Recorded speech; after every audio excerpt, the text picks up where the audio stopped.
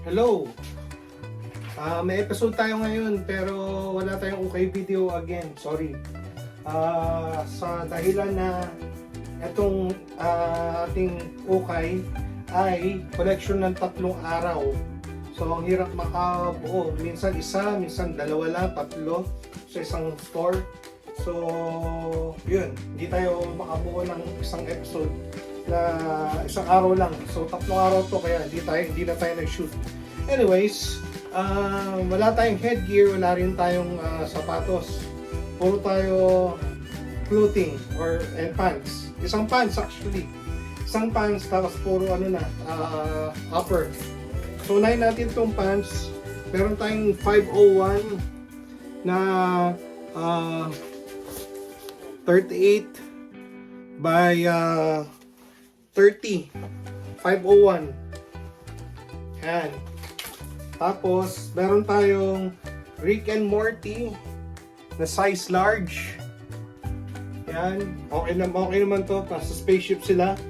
Outer space. Ganda ng concept. Kasi ito, kinuha ko lang kanina. Bayside yung tatak ng shirt. Heavyweight. Made in USA. Size X large. Ito yung, meron siyang front hit sa back hit. Yan o.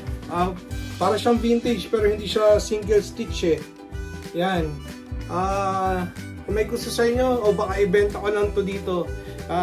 Katengka muna to ng bahay na 1 linggo. Hintayin ko na may mag-message sa inyo kung may gusto nito, size X large. Bago ko i-alok dito. Yan. Para siyang pin-up girl. Kaya siya inuwa. Maganda pa yung condition nito. Okay. Next one is kanina ko rin ito nakuha. This one is a champion, medyo kupas, but meron siyang embroidery. Yan, Atlanta Olympics 1996. Baka ibenta ko to dito bukas. Baka. Yan. Kasi malapit na yung Olympics eh, so kailangan na netong gumalaw. Okay. So kung 1996 siya, most likely vintage. Kung 1996 ha. Yan. Next one. Ito walang nakalagay na size eh, pero para siyang XL. Ito. Wala rin siyang tag, Misfits. Yan. So malamang modern lang to, pero ang ganda pa rin ang print. Size XL malamang. Okay. Next one, another shirt. This one is a Penguin 2XL TG. Yan. Basic lang. Condition nito at least 9.5. Yan. Baka kailangan laban o ano. Pero yan siya, pang big boys. Hindi ko pa nasusukat. Baka 25 yung width. Hindi ako sure. Next one. It's a button down short sleeves from Tommy. Yan. Kinuha ko lang siya dahil meron siya konting yung tawag dito, may print or may pattern yung kanyang yan, may pattern. Condition na ito pag na-plan siya at least 9.6, 9.7. This one is a size large. Good size. Next one, ito hindi ko alam kung vintage or pero Oxford siya, hindi siya denim. It's another Tommy. Yan. Button down long sleeve.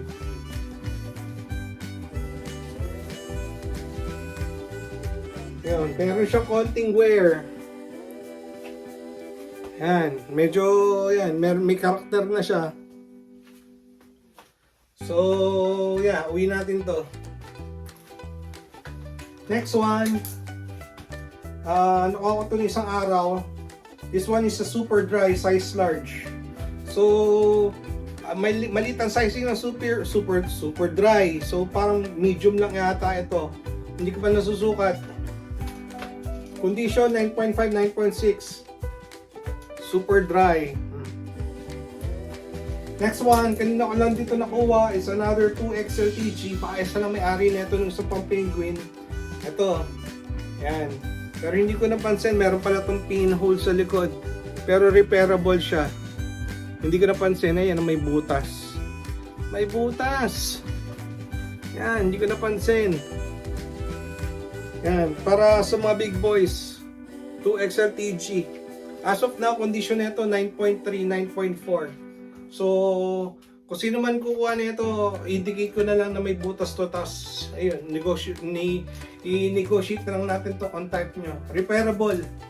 Kasi yung butas na doon sa may mismo pinagtahian na etiketa. So, pag tinahi yung etiketa ng same color, matatabunan yun. Tapos, meron tayong size large na long sleeves na Carhartt. 1. Condition 9.4, 9.5. May konting fade, pero at least, original fit. Still a Carhartt.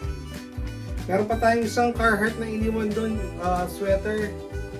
Pero women's kasi yun XL or 2XL, kaya hindi ko lang kinuha. Tapos meron pa tayong isa, kulay gray. Na Carhartt. Ayan, charcoal. Pero ano nito, meron tong back heat. This one is a relaxed fit. Ayan. Founded. O kung ano man yan, 1989. Ha? 1889. Yan. Crack print o ganun talaga yung ano niya. So, tingin ko ganito talaga yung ano nito, design nito. Okay? Condition 9.4, 9.5, long sleeve, size large. And last one is a size large, another long sleeve. So, malamang sa malamang, isang may-ari netong ano na to. Ayan, wala pa rin sukat. Siguro mga 23, 24 ang width nito. Ang length niya siguro at least 29, 30. Hindi ko pa nasusukat, estimate ko pa lang. Guesstimate. Ayan. This one, yung condition nito at ano na, mas maganda condition nito, 9.5, 9.6. Itong gray na to. Next one is an Oakley. Yan, kinuha ko siya kasi ang ganda ng ano nito, pattern. So magkaiba to. Ito ay parang mas magaan pa sa dry fit. Tapos ito ay parang iba rin. Para siyang knitted na, para siyang weave na dry fit. So this one is a size medium size medium. So, meron na akong pagbebenta nito sa isip ko. Tapos, meron pa akong nakuwang isa, ito.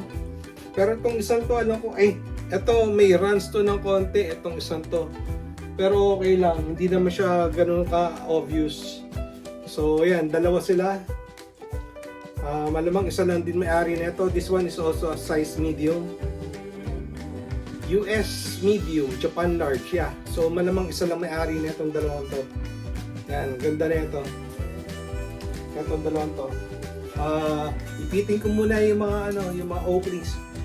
Sabay-sabay ko na sila i-release. Tapos, meron tayong nakuha kahapon to, ng isang araw pa. Baka Sunday ko pa to nakuha. Araw pa lang ngayon dito ay Wednesday na hapon. Kauwi ko lang. Galing thrift. Ito nakuha ko Sunday. Condition na ito is at least 9.5, 9.6, baka pwede pa 9.7. Quarter zip na Oakley. This one is a size large. So ang ganda lang nito. Oy, parang may pinhole din. Wala. Yun, basta yan. May tama din sa likod to pero repairable. Yan, hindi naman siya din obvious. Dahil fleece line yung loob niya. Maayos to. Yan, ganda pa, buong-buo pa to. Next one ay nakuha natin kanina. This one is a size 7 Lacoste. Yan. Sinukat ko parang 24 by 27. 23 by 27. Di ako sure. 24 by 27. Size 7. Yan. Pero 27 or 28. 27 or 28. Baka 28. So kaya natin siya tinuluyan dahil okay naman yung sizing nito. Condition is 9.4, 9.5. Signs of usage. Next one. This came from yesterday. I don't know. Alimutan ko na. It's an polo. long sleeve, size XL. Yan, pero ito wala pang sukat ng mga to ha. So hindi ko pa alam kung anong na to, dimension na to. Yan, at least 9.5 condition. Okay. Tapos, ito kanina nakuha natin, may dumi na konti, so lalaban natin to. This one is a size small. Meron siyang konting dumi dyan. So sana matanggal sa laba. Size small. Made in the Philippines daw. Yan. Is this a vintage? Vintage, yeah. Yan. Pero condition nito at least 9.5, 9.6. Yan. Pag malinis natin ito, mukha itong brand new. Next one. Eto, may idagdag talaga to. Pansin ko, sa kakaiba siya. Snap siya, snap. It's a snap. Size large, made in Peru. Ganda nito. Lalaban ko para pumuti-puti pa. Yan o. Nakuha ko kanina. Size large. Hindi siya long back. Ganda nito. Ganda nito. Pwedeng sports pero parang daddy vibes. Ang ganda nito. Baka kasya pa sa akin to. Suotin ko isang beses. Pagka hindi, edi parang hindi. Anyways, ganda nito. Condition nito at least 9.4. Subukan natin itong paputiin ha. Ganda nito. Medyo naninilaw-nilaw siya eh. Sa personal. Tapos ito, hindi ko alam kung nakuha ko ito noong linggo or ano. This is 15 and a half. Yan. Condition at least 9.4, 9.5. Baka 9.4, 9.5, 9.6. Buo din to. Okay. Tapos kanina, this is another salmon. Size XL. Again, made in the Philippines. Button down. Chambray, Oxford. Ano ba yung mas makapal? Hindi ko talaga alam. Hindi ko, kailangan ko i-research. Classic fit. At least condition nito 9.5, 9.6. Most probably vintage din. Yan yung kanya ano. Yan. Tapos meron siyang konting pa hit dito sa gilid. So yung ganito natin parang panlima na natin to. Panlima na natin sa color na ganito. Tapos yung nakakuha na rin tayo na may hit ng ganito. Next one is a pinstripes. Nakuha natin to kanina. Medyo mataas yung kuha na bilhin natin pero dahil konti lang yung nakukuha natin ngayon kaya tinuluyan na rin natin to. Good size, size 16 o 16 o 34. Yan, ganda rin nito. Condition nito is at least 9.5, 9.6. Malutong pa siya. Yan. Old money vibes. Multicolored pony. Tapos ito Sir Mark, ito definitely baka kasya. Hindi pala definitely, baka. This one, first time natin makakuha kanina ito, 2XL. Fred Perry, yan. Condition nito at least 9.5. Yan, feeling ko ano siya, 25 to 26 yung width, so kasya ka dito. Okay? Fred Perry. Lumalabas kayo yung Fred Perry, hindi ko alam. Nakakuha tayo ng truck jacket nung isang araw. Tapos kanina nakuha natin to. Tapos linggo nakuha natin to. Another Fred Perry made in Italy. Yung isa made in Portugal. This one is a size 40. So this one is a size medium V-neck. Tapos buo pa yung kanyang sleeve, yung cuff. Ayan no, buo pa. Masikip pa yung ribbing niya. Knitted? Yes. Knitted na ano na tinuluyan ko kasi bihira tayo makakuha ng Fred Perry tapos maganda yung kanyang ano may pa-accent. Ano na siya? Kulay cream na siya. Ay, hindi ko alam kung dati siyang puti o cream pero ang ganda pa rin niya tignan. Condition nito baka 9.6, 9.7. Buong buo siya. Parang na-stuck lang sa cabinet, hindi na nasuot pero mukha siyang bago. Tapos kanina to nakuha din natin to.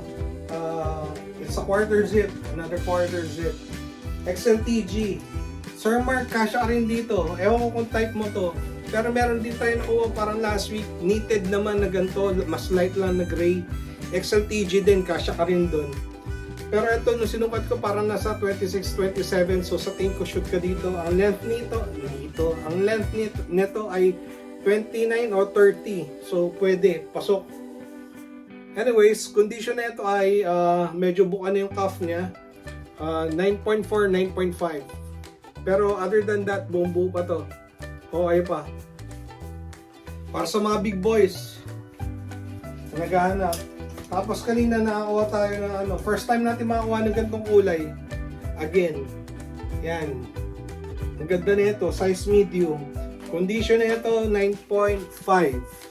Hindi 9.4, hindi 9.6. May konting himulmol. Tapos hindi ganun kasara yung kanyang cuff. Sige, bababa ko na, 9.4 na lang. 9.4 to 9.5, yan. Pero okay pa siya. Size medium, good size. Tapos diretso pa naman yung kanyang zipper. Hindi pa siya nakabuka. Tapos last one, first time kasi nagbukas uli nung nagbukas nung community thrift nung linggo. Nag-a-adjust din sila, pati linggo bukas na sila ngayon. Usually sarado sila eh. Kaya nung linggo, nakausap ko yung manager doon, 75% off daw sila sa particular na color na to. Kaya natin to, ito lang yung binalikan natin to naturally, tapos kaya tayo nakakuha ng iba.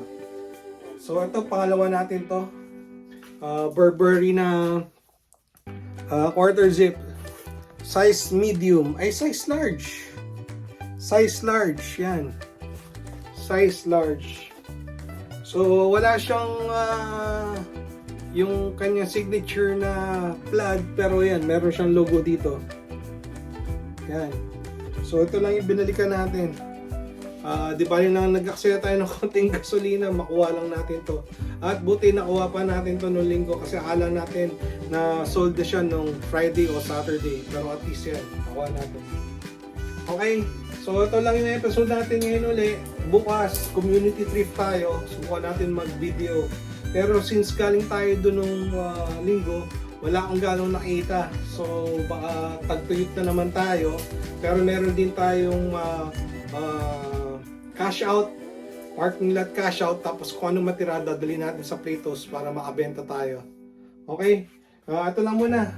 Salamat ulit sa pagsama. Hanggang sa muli, paalam.